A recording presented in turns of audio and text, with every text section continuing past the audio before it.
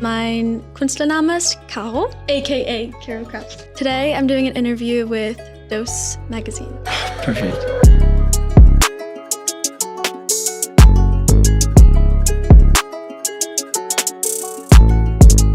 I think I would just start with the first question, because you're labeling yourself as a mixed media artist. Mm-hmm. What does that mean? It's a good question. It's basically an umbrella term for an artist that uses a bunch of different materials and uses them in their own way. Like, I think when you search mixed media artist, it's all going to look really different for the most part. For me, I just found that it's like the best way to summarize what kind of art that I make, because it's also kind of like collage art. I don't really know. I'm just doing what I like. It kind of like comes to me, but for me, I use acrylic paint and oil pastels and gel and ink and spray paint now too. And sometimes I'm even embroidering on my canvas. And so most people, I think that it's going to come on this one. Oh yeah, you're embroidering on this one too? Yeah, I am. Just wait. It's going to come soon. But so I think that it's just the easiest way to describe what I do. It's just a mix of things. And then I can just call it mixed media. And how did you like stumble upon into this mixed media art? I think it just kind of, as cheesy as it sounds, I think it kind of just naturally came to me because I had been trying every form of art because I've always loved every form of art, like as a kid and growing up. And then in high school, I was taking a really intense like AP studio art class, and I was really struggling like in my personal life. And up until that point, I had been really focusing on hyper-realistic drawings. So I was doing like hyper-realistic oil paintings, like portraits and like graphite portraits, and it wasn't, honestly, looking back, it didn't really leave a lot of room for creativity. It was kind of just a way of me being such a perfectionist that everything had to be so perfect. Like there's not really much room for experimentation with hyperrealism. Like you're just drawing what you see. I think what really changed for me was I had all this like classic high school angst and just like struggling and like doing everything so perfect was like not very healing for me expression wise.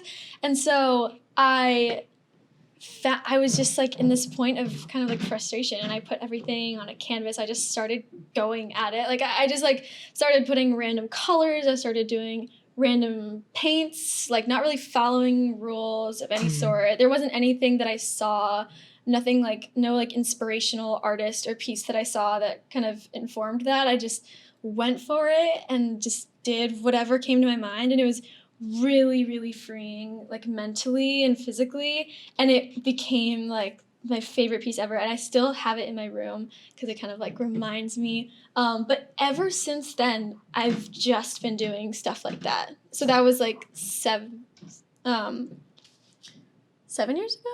7 years? 6 years ago? 7? Yeah, something like that. And you had that change of hyper-realistic art to mixed media art in school still, or when you just went out of school and you're out of the class? In school. In school? Yeah, in high school. Oh yeah. So I was like 17. I was just about to say, like, there's this really cool T-shirt or like print, "School Kills Artists." I saw it once. Like, I will pop it up in the screen if I find it. But that's interesting that you say that you're so limited in a creative way. Like you were already creative with hyper-realistic art, but still limited. Yeah. And you broke through that. What made it for a change for yourself, like personally? Like, I think that was the first time that I felt truly like art, like creating art was very cathartic instead of just like fun and something that I really enjoyed. Like I'd always loved making art since I was a child. And in high school, it was definitely like a release for me because I went to a very like STEM focused high school, which means like Do you know what a STEM high school is? I have no idea what the STEM high school is. It means that they focus on science and technology and math. And everyone there wanted to be a doctor, wanted to be a scientist. And so it was really, really limited in terms of classes for art. So I did every single art class that I could do in high school, which is like, there's only a few. I started experiencing, once I started growing up and experiencing more like real world, I guess, problems. Like I feel like in high school, like you're going through so many shifts and like personal things. There's always so much drama that happens, or like life altering moments that happen in high school, or like there can be like a lot of frustration and a lot of angst. And like that was like the first time doing mixed media is when I felt like I actually worked through an issue I had and felt a lot of like cathartic just release through making art. Like I felt like I processed a whole event that happened to me just via this one piece, and then I kept doing that. Like I would only make art when something really bad would happen to me, and all my pieces would just be like me feeling like a really strong emotion and like needing to process it, and that's the only time I would make art. But it would always feel like, wow, I just processed that. Yeah. Done with that. I can close the door on that problem. So basically meditating through creating art. Yes. That's so sick. And so I was hooked from there. That's also interesting to think about the approach to an empty canvas. For mixed media, It's like, it depends. Yeah, it definitely back in the day it was more like splashing paint or like doing whatever I wanted and slowly building upon it. And now my pieces are definitely more thought out and planned. I plan every piece out in Photoshop first. Shout out Photoshop. Love Photoshop. I love how you say it as a brand. It's like I just love it.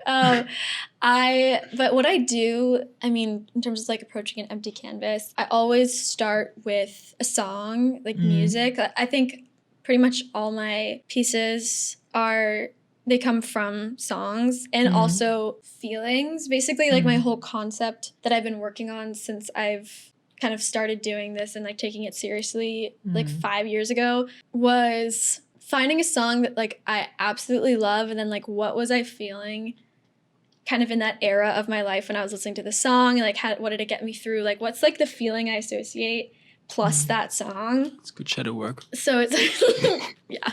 And so I don't know, like I would listen to a song and I would like just there'd be certain colors that would come to mind, or certain symbols or words, or like just in general aesthetics that come to mind when I listen to a song that I'm just like, okay, like I just picture this girl in a field and she's like in a bathtub and it's like blue and it's like, I don't know. And then I just get excited and I want to put that on a canvas. You're creating basically from emotional art into art again. Like you're transforming beautiful music into beautiful art pieces, which is amazing. And I really, really like the pieces you put out so far. Thank you. And I want to ask you a question in that regard, because I feel like the Stargirl one is obviously the Weekend song, right? What's the story behind the I think about you every 11/11 or something? Oh yeah, because that's not a song. I saw that one, and there's a German artist Crow who has the whole album which is called 11/11. Oh really? And I thought that's it, because you're so in the line of like creating art with songs or about songs, but that one isn't a song, right? It is. Oh, yeah. It's so what I will do is I sometimes the exact lyric or the title isn't actually the text that I'm using in the piece. It's more just like an extension of it, or like an associated feeling. And so for that piece, it's inspired by Wish on an Eyelash by Mallrat, who is one of my favorite artists. Okay, we can see it today, literally today, in your story. Yes. In my Instagram story, I talked with Mallrat. I was like, you going now? You going? Honestly, I'm like, if Mallrat is telling me that I need to do an adventure to LA to go see her, I'm going to do that. Because she's always in Australia or New Zealand. Oh, yeah. She never comes to the US. So but it was cool that she saw my piece actually when I posted it. And she was like, this is really cool. And then, really cool. yeah, and I was like, this is great that you're seeing this because, like, this is full circle. Totally full circle. And like somebody who's creative acknowledge somebody who's creative too. Yeah. Right? It's like validating kind of. Yeah. But so that song, I love that song. And that was a song that I was listening to over and over again. And a lot of the lyrics are just about making wishes. So she puts 1111 like in the song. Like it's like wish on lucky sevens, wishes on 1111, on an eyelash, like just listing off different things that she's like wishing on in the song. And I've always been the type to wish on 1111. Like all my friends know, anyone around me knows that like when it's 1111, like I will say that and I'll be like, everyone like touch something red and make a wish. I didn't know that. No one else knows that. No one touch something red. Yeah, I don't know if that was maybe throwing salt over the shoulder or knock on wood or something. Something like that. I just swear like maybe it was just where I grew up or someone in my childhood said like touch something red, it's 1111, and now it's really stuck with me. But I do that every 1111 and I really like it because it's basically you're just taking, this is what I was trying to communicate with the piece too, is like you're taking 2 moments in a day to be really intentional about and like just sit there and visualize what you want in your life. And like 1111 can be this arbitrary number. It doesn't have to be that. It can be like anything, but it's just the concept of sitting down and like making a fun ritual out of things. Like I feel like it's kind of tapping back into like your inner child, like wishing on things. Like that's like a very kind of like childlike thing. But I think getting older is in a lot of ways about reconnecting and like healing your inner child. So that was kind of like the idea behind that piece of like every 11/11 I've been just like stopping, pausing what I'm doing in the day because I'm always like rushing from one thing to another. Like, let me just pause and visualize like my higher self, like what I want to be doing, like my dreams, my just like things that I hope go well and putting positive energy towards that. Because like I really believe when you like put energy towards something, 100%. It happens. So that's the story behind that's the story behind the piece. That's so cool. Yeah, I think that what you say, this childish behavior of wishing for things, it's now like marketed or advertised in today's world as manifesting stuff. And I really like that. And I'm also a big advocate of manifesting the stuff you want in your life, or me too. The things you want to attract. Exactly. Yeah, right? Yeah. Word. And speaking of dreams, what are KAROCRAFTS' dreams with her artwork? What's like the big vision, the big goal? What are you working towards?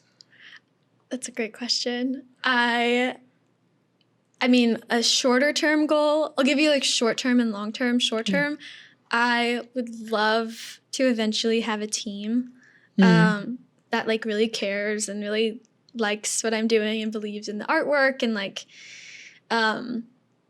basically just expanding the possibilities of like, for example, I do everything by myself right now and it's really overwhelming. Like I'm working till 2 a.m. every day, like, but I love it. I love it, but it's definitely hard to do all the business aspects and like the operations and the production and the manufacturing, especially since I'm making clothing now. It's been taking me forever because the entire process takes forever, like the sampling process and manufacturing and the fact that I have to trial and error everything and like teach everything to myself and figure out all these technical details and financial things too, like spreadsheets. Like if I could just have other people take care of that so I could focus more on the art, I would love to do that. And then long term, my biggest dream is to have like a brick and mortar store, like a Caro store in Soho. That's also a gallery and that's also a coffee shop and like a place where I can sell like every month or so there's like a new drop and it's like in the store, and there's also workshops that me or someone else could lead, like just fun like community things, like a collaging workshop or like a mood boarding workshop or like figure drawing, mixed media, transfer workshop, like all of these things could happen. Like there could be artist in residences, there could be like a charitable aspect to it of like doing things for the community and like doing projects like painting murals or like helping, I don't know, students with like after school art programs for free or something like that. Like that is the goal. I have so many ideas for this store, but that is way, way, way down the line. But that would be crazy to just expand the clothing aspect of it and like doing regular drops like all the time. Every Thursday at 12. Every Thursday at 12. Exactly. And then having like a local like, community meeting place. And that's also a coffee shop because I love coffee and people can hang out and That's so cool. I think also like the community aspect is always circling around every creative, and that's something everybody strives for, to have like a strong community who supports the artist, but also supports itself in the little bubble they are. Yeah. And I think you're already on a really, really amazing path to create this this community, and you already have a big community you're following. You really went off. I think also like that was the time I saw your art, your pieces for the first time. That's how I recognized your got to know you on social media, because you like really, really went off, like I would say in the last 6 months or something. Like as soon as I quit my job. Yeah, exactly. Headline or you say thumbnail was quitting my 9 to 5 to become a full mixed media artist in New York. Something along the line of that. Something like that. I probably made a video like that. Yeah. How was that for you to process or to like experience, to live through? Was probably, I imagine it to be insane. Scary. Quitting my job was scary at first, before I knew like what was on the other side. And like I feel like I talked to so many people that are on the brink of quitting their job, and I mean, it varies for like every single person, but for me, I feel like I didn't have a choice at a certain point, because I was like looking at my life and I was like, I get one life, literally one life, and I'm sitting here every single day, like pining to do like something that I'm extremely passionate about. And like I have something that I'm extremely passionate about. Like I have this brand that I've like woken up thinking about every single morning and gone to bed thinking about every single night for the past few years. Like that's rare. I've found like a lot of people, I guess, don't have something like that they're as like crazy obsessed with. And I was like crazy obsessed with my brand and like wanting to create. And so I was like, I just have, like, I'm young. Like, I need to just, I'm still on my parents' insurance till I'm 26. Like, I don't know. That's probably not the same in Germany. No, it's not. Yeah. Healthcare, you know. It's fucked. So I was like, I just need to risk it all and quit my job, because it's so frowned upon here. Not like, really? I thought like not with in Gary New York. Vee and stuff. Not in New York City, but like just in, I think. Yeah, I mean, you were born and raised. What you say? Something with C or something? Colorado. Yeah. Knew that. Yeah. It's just kind of, it's like It's more like countryside living, like. I mean, it's not that. Like biggest goal is buying a house. Yeah, like most people stayed in the hometown, and like most people just, you know, it's like you go to college and then you get your 9 to 5, then you meet your partner, and then you have children, and then you have a house. And there's nothing wrong with that. But like for me, I just knew that's not what I wanted. Like I knew I wanted so much more. That's very interesting. How was your environment towards that? Like the people you surrounded with yourself during the time of your 9 to 5, during the period where you were about to quit, were you dreaming a lot at home about your brand? You wanted to do that. How was your parents, your close friends? Were they encouraging, or were they like?